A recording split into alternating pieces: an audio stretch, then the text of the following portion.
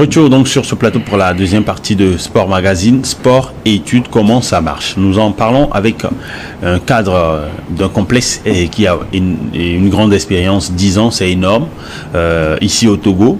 Et vous cumulez sport et études, un internat où vous avez des enfants que vous suivez avec les deux programmes. On en a parlé tout à l'heure dans notre première partie, sport et études. Pour reprendre là où nous étions, en ce qui concerne les jeunes, quels sont les types d'âge que vous autorisez, ou bien, pour être simple, à partir de quel âge on peut être éligible à accéder à votre centre ou à intégrer? Normalement, déjà à l'âge de 7 ans, on peut commencer l'initiation au football. Malheureusement, chez nous, les jeunes et les parents pensent qu'il faut avoir l'âge avancé avant de pouvoir les quitter ou bien avant d'intégrer certains centres de formation. C'est ce qui nous a poussé ou a poussé nos partenaires d'exiger qu'on ait le cours primaire. Donc chez nous déjà à l'âge de 6 ans, 7 ans, 8 ans, on commence à apprendre à taper dans le ballon. Ailleurs, d'autres ont 10 ans, 11 ans, 12 ans avant de commencer. Mais l'idéal, c'est de ça que je parle, déjà à l'âge de 6 ans, 7 ans, 8 ans, on peut également commencer. Vous pouvez même suivre sur les TikTok et autres. Les jeunes européens, ils commencent très tôt. Voilà. Comment on arrive ou bien plutôt comment un jeune footballeur qui est sorti d'un centre, comment est-ce qu'on arrive à savoir à l'identifier par rapport à un autre qui n'a pas suivi ce cursus? Ok, merci pour la question. C'est tout comme si vous demandez de savoir comment on peut identifier un mécanicien de quelqu'un qui est en train de bricoler. D'accord. Voilà. Le football, c'est un métier. Mais après, tout comme les autres. Il y a plusieurs stars mondiales qui ne sont pas passés par ce cursus. Oui, il y en a qui ont un talent. Prenons le roi Pelé. C'est inné. Mais à force d'exercer, à force d'appliquer, c'est comme si on fait une formation sur l'état. Il y en a qui ont suivi le cursus normal, mais il y a certains qui sont pétris de talent naturellement, mais à force d'exercer ou bien à force d'appliquer, il arrive aussi au haut niveau. Mais c'est ce qui est recommandé, c'est d'apprendre le métier avant de l'exercer. Ok, votre question est de savoir. Privilégié alors. Oui. Vous avez voulu savoir comment identifier un jeune talentueux ou bien qui a suivi une formation et un jeune qui n'a pas suivi de formation. Ce sont des touches de balle. Moi, en tout cas, avec l'expérience que nous avons sur le terrain tout de suite, simple amorti, je peux savoir si celui-ci il a été formé. Parce qu'il y a des touches particulières. Donc, quand on a été formé, je vais donner l'exemple d'un jeune, je ne vais pas donner son nom, il est allé dans un grand club. Dans peu de temps, il a réalisé ce que son prédécesseur a fait sur une longue durée. Mais on n'a pas reconduit son contrat juste parce que on estime qu'il ne fait pas un football académique. Vous voyez un peu. Donc le football académique est différent du football de rue. Merci. Alors, au-delà du sport et des études, qu'est-ce que vous inculquez aux enfants? Parce que vous parlez tout à l'heure d'encadrement.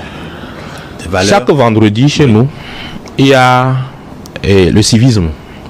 De 19h à 21h, il y a un psychologue qui passe, il y a le maître d'internat et la maîtresse d'internat ensemble, ils encadrent les enfants pour leur inculquer la bonne conduite, la sociabilité et comment en réalité on doit vivre en société.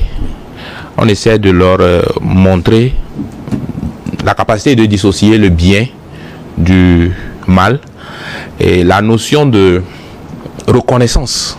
On dit souvent les joueurs sont ingrats. Nous essayons de former les jeunes de type nouveau qui vont faire l'exception.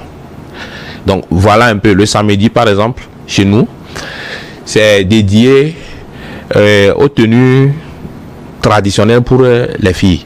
Les jeunes filles qui tapent dans le ballon s'habillent comme les garçons. Donc comment les encadrer pour qu'on puisse les identifier comme filles? Le samedi matin, elles sont toutes en pagne. Elles font les ménages.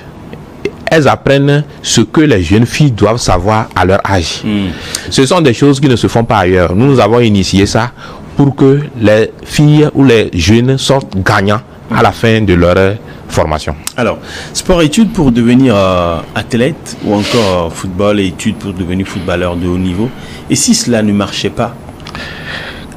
À Romario, nous avons mis les cartouches doubles. Nous disposons de notre cadre de réorientation. Eux tous ils viennent en idée de devenir des stars. Mais l'un de se voir qui que ce soit, sur 100, peut-être on peut avoir un ou deux. Ok. Vous voyez, les autres vont faire le football de haut niveau. Mais certains feront le football amateur. Eux aussi vont gagner leur vie, bien sûr. Mais quand on parle de football de haut niveau, vous comprenez avec moi que c'est au sommet. Oui, aujourd'hui, les jeunes qui ont eu leur bac chez nous, que nous avons placés dans le championnat local au Togo, par exemple, des gens gagnent 100 000, même plus que 100 000. Bon, à sous-dossier, c'est complètement insignifiant. Oui. Dans la sous-région, ils sont à 300, 400, 500 000. Excusez-moi.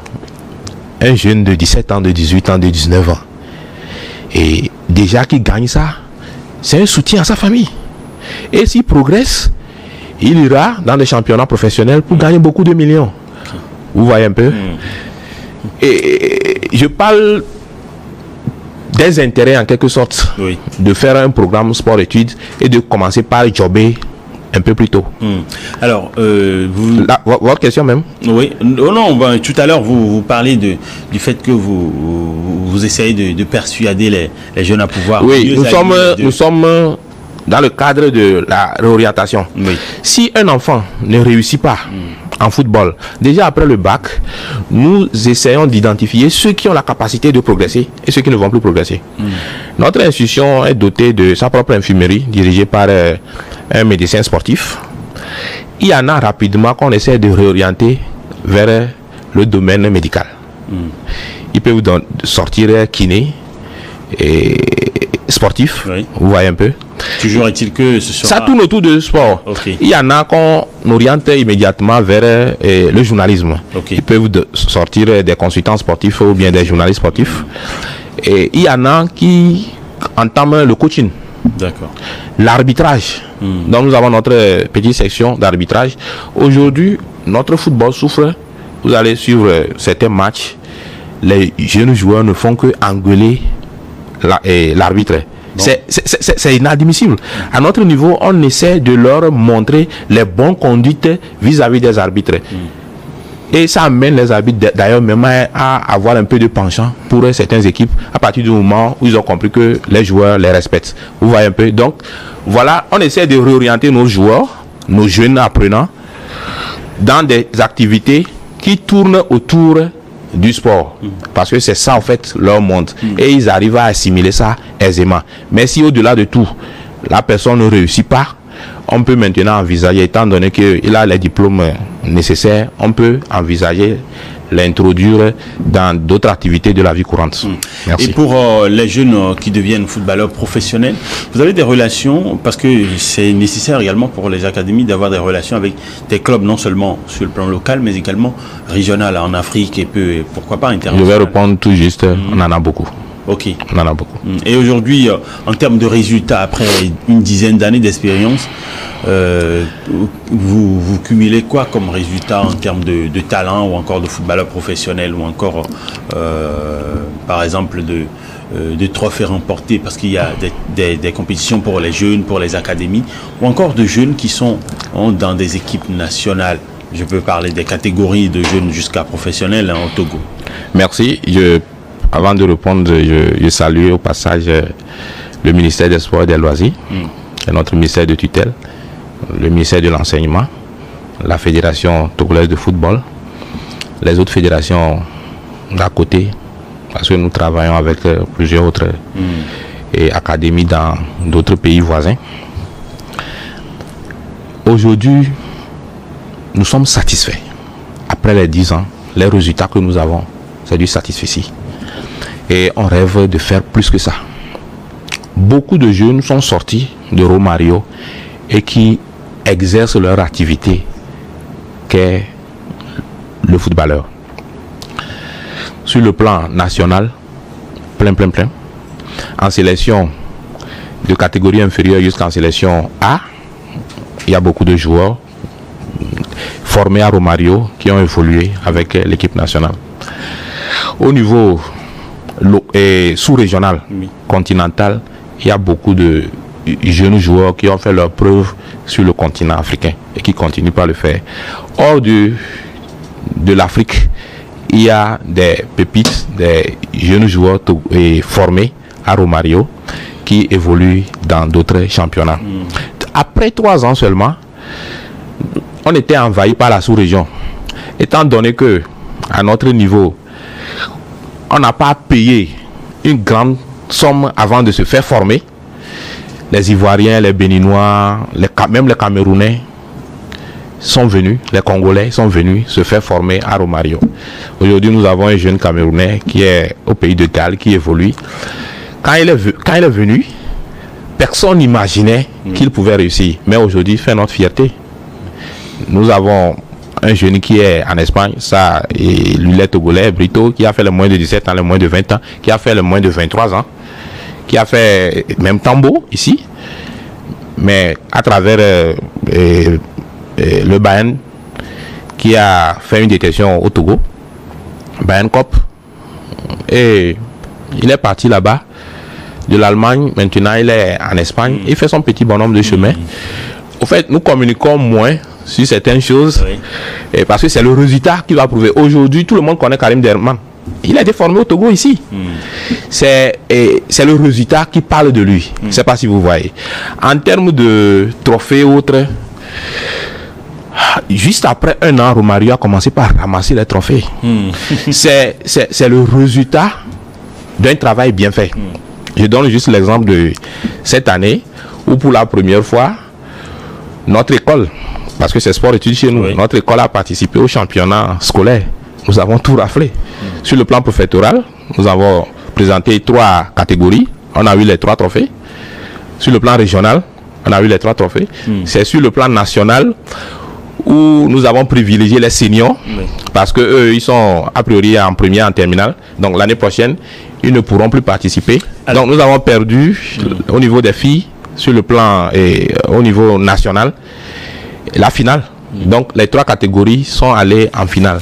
Alors, il y a beaucoup qui pensent que au niveau de la sous-région ouest-africaine, le Mali, le Nigeria ou encore la Côte d'Ivoire ou encore le Ghana sont devant nous en termes de football professionnel, parce qu'ils misent beaucoup sur le football à la base. Quel est votre avis sur la question au Togo par exemple? Quelle place les académies de football ou encore des complexes comme le vôtre devraient avoir dans le sport ou bien le football au Togo? C'est une vérité, et tous ces pays-là sont en avance sur nous au niveau du football des jeunes. Et ils ont assez d'infrastructures, ils ont des organisations, des institutions bien organisées. Au Sénégal, il y a Djemba, Génération Foot. Au Burkina, il y a Salitas. Et en Côte d'Ivoire, il y a ASEC. Au Togo, c'est maintenant qu'on essaie de se lancer. Avant, c'est le football de rue qui amène certains chanceux à évoluer. En même temps, le gouvernement également est en train de... Le gouvernement a mis la main à la chose, et aujourd'hui les lignes bougent. Il faut qu'on salue cette initiative. Les lignes bougent. Il y a 2 centres initiés par le ministère des Sports, c'est-à-dire l'État, Bassa, effectivement. Et dans les années à venir ou bien bientôt, ça va démarrer comme cela se doit. Ça a commencé depuis. Et maintenant, ils sont dotés des infrastructures. C'est à féliciter, c'est à louer. Et on attend plus. Au niveau de la fédération, il y a des projets des jeunes, et beaucoup de projets d'ailleurs, où certains de nos jeunes participent. Et au-delà de tout, nous au Togo, nous sommes constitués en une association des académies de football du Togo, des AFOOT. Et pour une première, on était en France en mois de mai-juin, pour un tournoi international à Rézé. Tournoi au cours duquel le Togo a fait une prestation formidable. Beaucoup ne nous attendaient pas là-bas. Et c'est vrai que nous sommes un peu minimalistes. Sinon, on pouvait même se positionner en première place ou bien en deuxième place, parce qu'il y avait de la place. C'est juste pour dire que au Togo, la mayonnaise commence pas à prendre. Oui. Il y a des initiatives et beaucoup d'autres centres essaient de progresser. Et tous ces jeunes, les 16 jeunes qu'on a amenés en France récemment, dans les jours à venir, il y a certains qui vont signer, et je pense qu'on va commencer par bien parler du Togo, comme on le fait au niveau des pays voisins. Merci. Alors nous arrivons quasiment au terme de cette émission. Nibombe Daré, on en parlait tout à l'heure, c'est le nouveau sélectionneur des éperviers du Togo, ancien international défenseur des éperviers. Il est aujourd'hui à la tête de la sélection. Il devra conduire les éperviers. Il a des échéances tout prêt à venir, le Togo, pour les éliminatoires de la CAN 2025. Il est dans le groupe de l'Algérie, la Guinée équatoriale, le Libéria. Alors qu'est-ce que vous pensez rapidement du choix d'abord de Daré et des chances du Togo de se qualifier? Je pense que c'est le choix idéal. Moi, je félicite le ministère et la fédération. Et d'ailleurs, c'est ce que l'opinion souhaitait. Un coach local et surtout Daré, qui a déjà fait ses preuves en sélection et qui a une licence qui lui permet de briguer ce poste. Nous sommes tous juste appelés à l'accompagner, à le soutenir pour que l'objectif soit atteint. Donc c'est un bon choix, moi je m'aligne, je prie pour qu'il puisse réussir sa mission. Maintenant, notre qualification. Et il a du pain sur la planche, c'est vrai qu'il y a Douaté qui a bien démarré. Oui. S'il veut, il continue dans la logique de Douaté avec son système, ou soit s'il veut recommencer un truc nouveau. Moi, j'invite tout le monde juste à le laisser faire. C'est lui qui a posé sa signature, c'est lui qui est le sélectionneur. On peut le soutenir, le conseiller, mais de le laisser faire pour que à la fin on puisse mieux le juger. Oui. Et j'estime qu'avec son engagement, le Togo a soif d'aller à la CAN. Ça fait plusieurs CAN que nous avons raté ensemble, en essayant d'appuyer le sélectionneur. Je pense qu'on peut se qualifier. Nous avons cette chance. On aura l'opportunité de vous recevoir davantage dans d'autres émissions pour parler du football à la base et des académies de football et puis de ce qui se fait à votre niveau et également sur le plan national. Si vous avez un dernier mot rapidement pour les partenaires qui hésitent encore à soutenir le football ou encore le sport en général, ce serait quoi? Aujourd'hui, le football est devenu un vecteur de paix, de joie, de développement et d'éducation. Osons investir dans le football. Et jusque ce n'est pas à court terme que nous allons récolter, mais c'est à moyen et à long terme. Tout de suite, c'est bizarre, certains viennent de m'envoyer des messages de savoir où est-ce que nous sommes, nos contacts et autres. Nous sommes à Lomé ici, nous sommes à Zanguera. Et le Romario, il suffit de googler pour avoir notre adresse. Nous sommes à Zanguera, à Lomé.